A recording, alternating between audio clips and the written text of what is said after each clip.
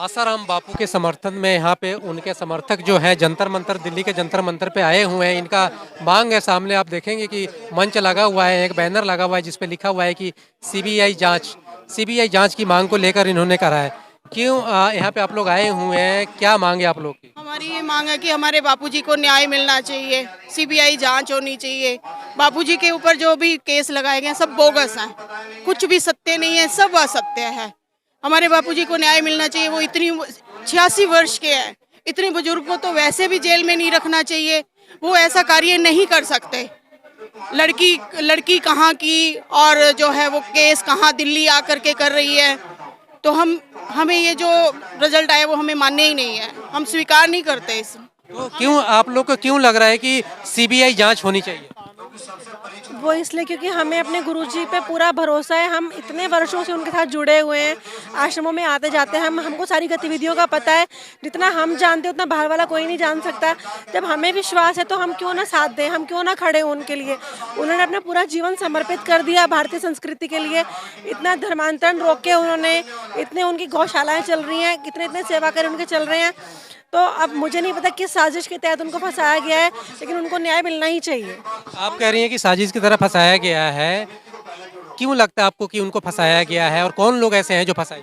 देखो, उन्होंने इतने धर्मांतरण रोके हैं, तब आप खुद समझ जाओ कि मैं क्या कहना चाहती हूँ। हर बात अपने मुंह से धर्मांतरण, देखिए ये धर्म, आसाराम बापू अगर हिंदुत्ववादी हैं तो हिंदुत्व का ही धर्मांतरण रोकेंगे। ऐसा नहीं तो होंगे कि भी जो मुस्लिम है वो हिंदू बनना चाहता है तो उसको रोकेंगे, ऐसा तो नहीं है। अगर धर्मांतर रोकते हैं तो हिंदू पक्ष में है वो, तो उनको खिलाफ ही साजिश कौन ऐसे करेगा? हमारे गुरुजी के मानने वाले हर धर्म के लोग हैं, लेकिन अब उनमें जो है, जो उनके मेन होते हैं, जो उनके चीफ होते हैं, उनमें से कभी किसी को लगता है कि भाई ये जो है ये हमारे अगेंस्ट काम में हो रहा है, तो क्या पता उनमें से ही। अब हम नाम तो नहीं ले सकते अपने मुंह से, लेकिन मेन रीज़न यही है कि हाँ, ये तो जांच का विषय है। ये तो सब जांच करने के बाद ही पता चलेगा। लेकिन उन्होंने, मैं कुछ वर्ष नहीं बोलूँगी, उन्होंने अपना पूरा जीवन समर्पित कर दिया संस्कृति को बचाने के लिए और उद्धार करने के लिए, भारत को विश्व गुरु बनाने के लिए। हमने आज तक उनकी श्रीमुख से कई बार ही सुना है, मैं अपने भारत को विश्व गुरु के रूप में देखना चाहता हूँ।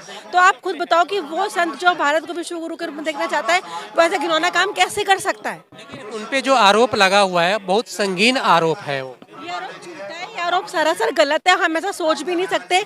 हम भी तो उनकी बेटियां हैं और हम अनमैरिड टाइम से ही कई बच्चियां तो जुड़ी हैं उनके साथ, और कितने कितने साल हो गए। नहीं, जब रिपोर्ट गलत आई है, सबूत कोई है ही नहीं, रिपोर्ट गलत आई तो, और सबसे बड़ा सबूत तो हम सब खुद है जो सामने खड़े हैं।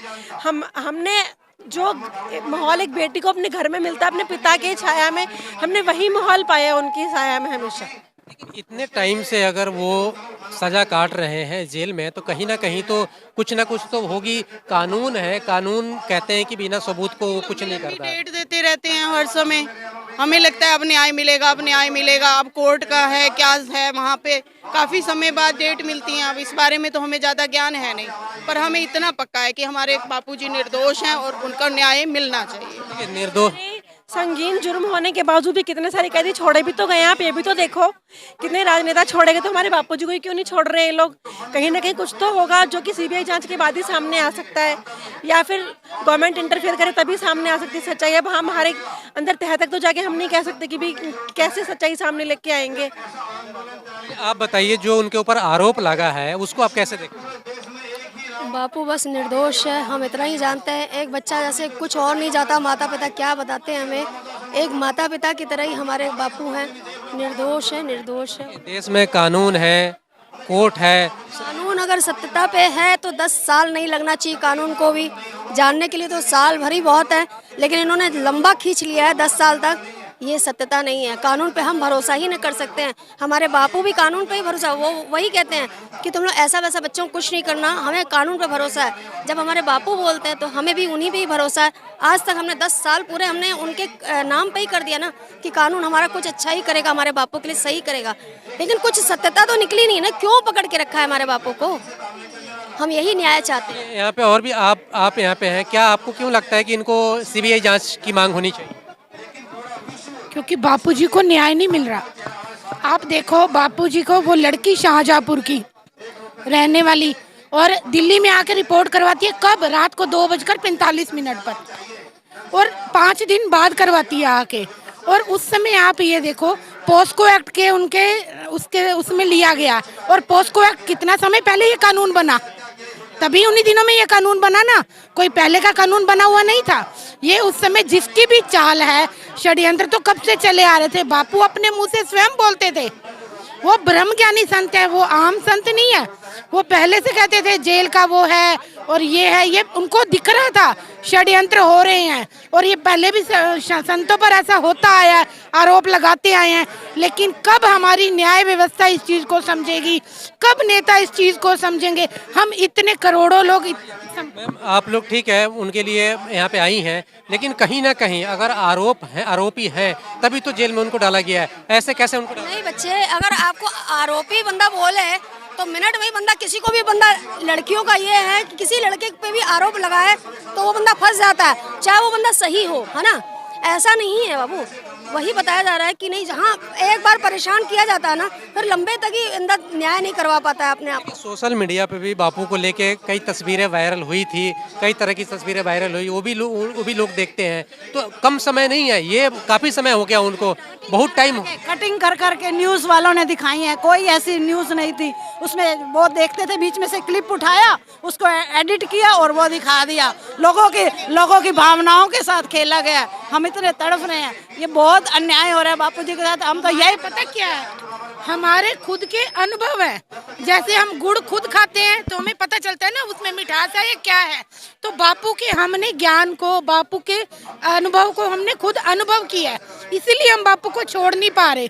जब एक व्यक्ति खुद अनुभव जिस चीज का कर लेगा, वो चाहे कितनी 1 क्या करोड़ न्यायपालिका आके कह दें कि बापू गलत है, हम कैसे मान लें उस चीज को जो खुद अनुभव कर चुका हो उस चीज का। कितने नेता कह दें, कितनी लड़कियां आके गलत कह दें, ठीक कह दें, हमें उसका कोई प्रभाव ही नहीं पड़ता, कुछ असर ही नहीं होता। हमारी साधना उल्टा बढ़ रही है। घर बैठकर भी बापू वो इतना काम कर रहे हैं, और लेकिन उनका शरीर, वो अंदर से तो अपनी स्थिति में है, उनका शरीर दुखी जो हो रहा है, शरीर तो प्रकृति का है, वो प्रकृति का शरीर उनका कष्ट सह रहा है, वो हमें बहुत दुख होता है।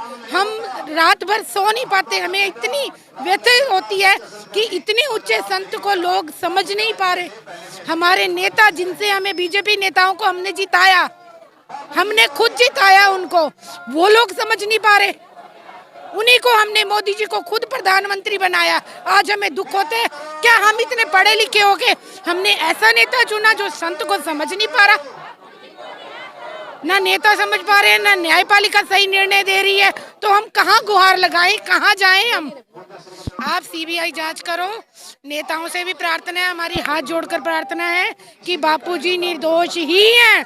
आप देखो, विश्व में हरिओम का डंका बजा दिया उन्होंने, घर घर में पूजा पाठ करवाया, जप पाठ करवाए, कितना भारत को बदल दिया, कितना भारत परिवर्तन हुआ, वो सब नहीं दिख रहा। एक संत से करोड़ों लोग, कितने लोग परिवर्तित हुए। व्यसन मुक्ति, मातृ पितृ पूजन करवाया, तुलसी पूजन करवाया उन्होंने, व्यसन के कितने लोग। देखा जाए तो ठीक है आप लोग यहाँ पे आए, लेकिन आप लोग की संख्या बहुत कम है, तो क्या माना जाए कि इनकी आप बोल रहा है बाबू, संख्या इसलिए आज कम है क्योंकि बापूजी के जो वचन है ना, उनके वचन है कि 14 तारीख को वैलेंटाइन डे ना मनाकर मातृ पितृ पूजन दिवस मनाया जाए। तो हर संस्था ने, हर समिति ने इतने मातृ पितृ पूजन करवा रहे हैं, एक दिन में 3-3, 4-4 जगह पर हम खुद जाकर करवाते हैं। और वो आज सारे समितियों में, आश्रम में, सब जगह ये प्रोग्राम हो रहे हैं, और लोग बापू की आज्ञा को प्रथम मानकर वो सब कार्य कर रहे हैं।